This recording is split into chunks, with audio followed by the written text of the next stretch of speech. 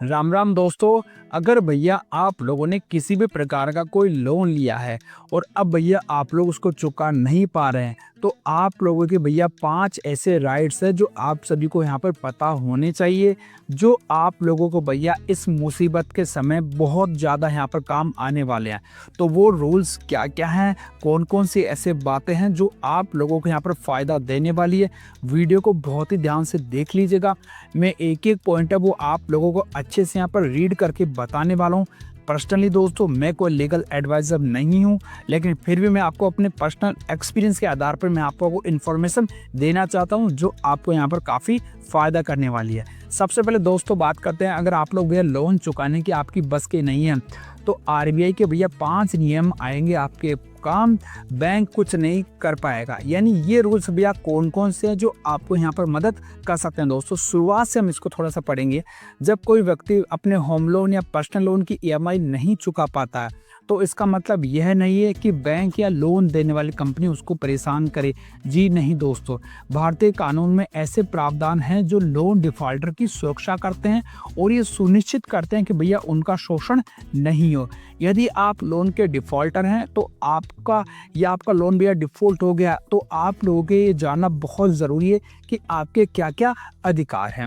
यहाँ कुछ महत्वपूर्ण अधिकार और प्रक्रियाएं दी गई है जिनको जानकर आप लोग भैया और उनका सही से उपयोग करके काफ़ी सारा फायदा यहाँ पर उठा सकते हैं दोस्तों। तो लोन चुकाने की नहीं बस की तो आरबीआई की 5 नियम आपके काम आएंगे। कौन कौन से नियम है, बैंक आपके साथ में क्या क्या कर सकता है, थोड़ा सा हम इसको विस्तार पढ़ेंगे भैया।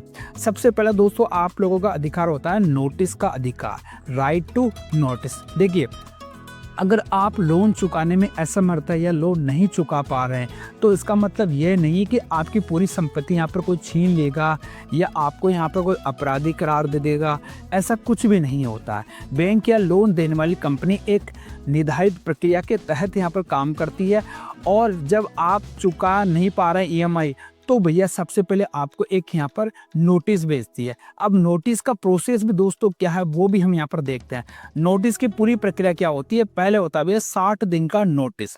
अगर आपके लोन को भैया एनपीए घोषित कर दिया जाता है, एनपीए का मतलब होता है नॉन परफॉर्मिंग एसेट, तो बैंक आपको भैया 60 दिन का नोटिस देती है और कुछ मामलों में भैया आपको 90 दिन का यहाँ पर देखने को मिल जाता है। इस समय में बैंक आपको कर्ज चुकाने का एक आखिरी मौका देती है। नॉर्मली लीगल लैंग्वेज में बता रहा हूँ आपको। दूसरा होता है भैया आपको पब्लिक नोटिस। पब्लिक नोटिस जो आपको मिलता है 60 दिन के बाद अगर भुगतान नहीं होता है तो बैंक आपको 30 दिन का एक पब्लिक नोटिस भेजती है जिसमें नीलामी की तारीख, समय और संपत्ति की जानकारी दी होती है। ये भैया किन के लिए होता है, जो आप लोगों ने कोलेटरल गिरवी रखा है, जैसे कोई होम लोन रखा, कोई प्रॉपर्टी लोन रखा, यानी कुछ आपने गिरवी रखा, उनके मैटर में ये चीज़ यहाँ पर सबसे ज़्यादा अहमियत रखती है। और पर्सनल लोन वगैरह मैटर में तो कोई यहाँ पर खास फर्क नहीं पड़ने वाला। इस दौरान आपको भैया पूरा पक्ष रखने का मौका दिया जाता है और बैंकों को भैया सारे रूल्स यहाँ पर फॉलो करने पड़ते हैं। दूसरा रूल समझते हैं भैया, सही मूल्य को सुनिश्चित करने का अधिकार, right to ensure fair valuation. यदि आपने 60 दिन का भैया समय बिताया या फिर भी आप कर्ज नहीं चुका पा रहे हैं तो बैंक आपकी संपत्ति की नीलामी कर सकते हैं दोस्तों, क्योंकि ये आप लोगों ने उनके साथ में एग्रीमेंट कर रखा।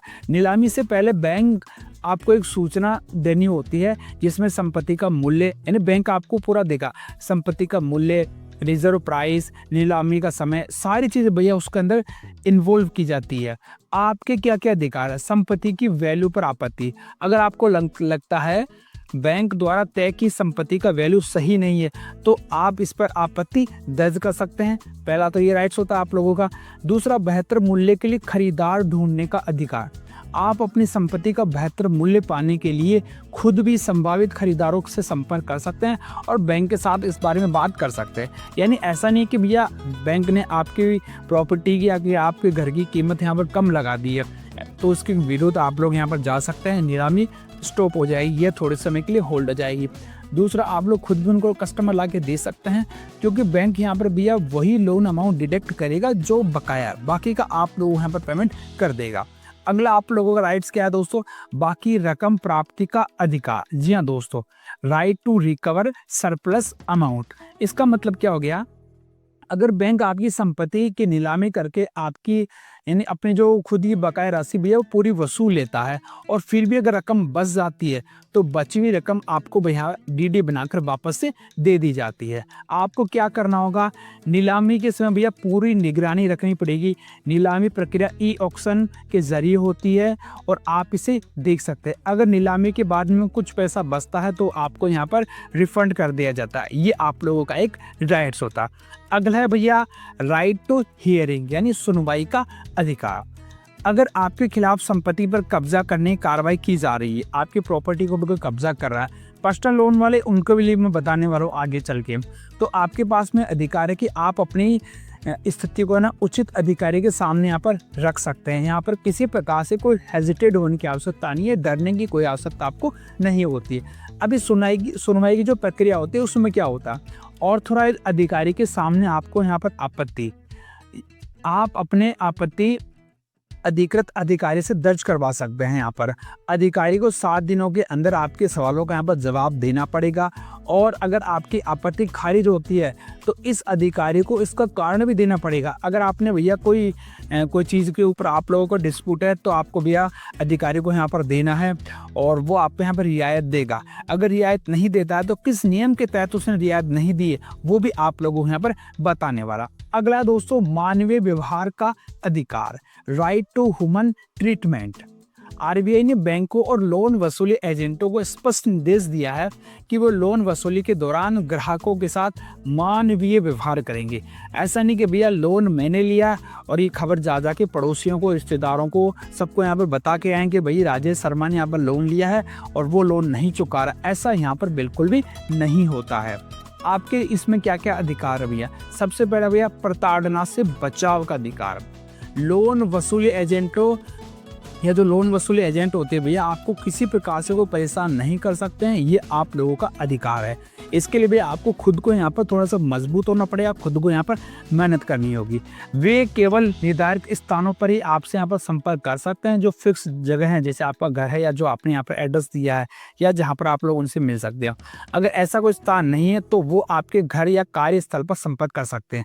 अगर आपने कोई ऐसा स्थान उनको नहीं बताया है तो या तो आपके ऑफिस में जाएंगे या आप लोगों के घर पे जाएंगे, इसके अलावा किसी थर्ड पार्टी के घर पर यहाँ पर नहीं जाएंगे। दूसरा भैया समय सीमा भी आवत फिक्स होती है। एजेंटों को सुबह 7 बजे शाम को 7 के बीच में ही आपसे संपर्क करने की अनुमति होती है। इसके अलावा उन्हें आपकी प्राइवेसी का सम्मान करते हुए अपनी जो बाकी गतिविधियां हैं वो सीमित करनी होती है।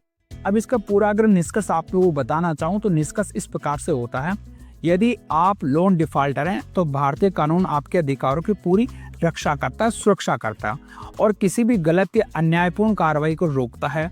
आपके पास ये अधिकार है कि आपको उचित समय पर नोटिस मिले, आपकी संपत्ति का सही मूल्य निर्धारित किया जाए, नीलामी के बाद में बची हुई रकम आपको लौटा दी जाए, और बैंकों और एजेंटों से ये अपेक्षा होती है कि वो आपके साथ में मानवीय तरीके से यहाँ पर व्यवहार करें। इन अधिकारों का ज्ञान सही तरीके से उपयोग करके आप अपने वित्तीय संकट से बाहर निकल सकते हैं और अपनी स्थिति में सुधार कर सकते हैं। ये तो हुआ भैया अपने जो सिक्योर लोन होते हैं उनके लिए। अनसिक्योर के लिए दोस्तों यहाँ पर कुछ ऐसा होता नहीं है, वो अपना मस्ती में रहो, और उनका जो स्कोर वगैरह क्रेडिट स्कोर है वो यहाँ पर थोड़ा सा ख़राब हो जाता है, उसके अंदर रेडेटरी हो जाती है, और अनसिक्योर के अंदर आप लोगों यहाँ पर सेटलमेंट वगैरह का ऑफर यहाँ पर नज़र आ जाता है। तो आप लोग चाहो तो सेटलमेंट करके यहाँ पर लोन भी क्लोज कर सकते हैं। बाकी पर्सनल ऐसा नहीं कि आपको भैया किसी बैंक या कंपनी का पैसा खाना है, बिल्कुल नहीं खाना है।